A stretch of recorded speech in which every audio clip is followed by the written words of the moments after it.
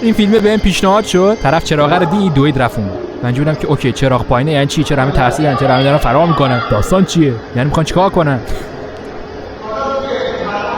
What the برو عقب دوست دارم تنشو ببینم. بعد بهش گفت ماشینشو خاموش کنه. چه لامپاش خاموش نشد؟ چیکار دارن میکنن اینا؟ الان من خودم شک کردم که لامپاشه واقعا.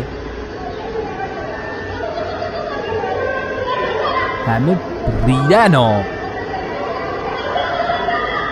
خود صاحب ماشین هم نمیفهمه.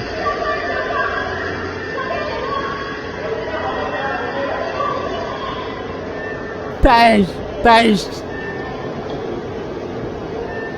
What the fuck man. آخرم هیچکی نفهمی.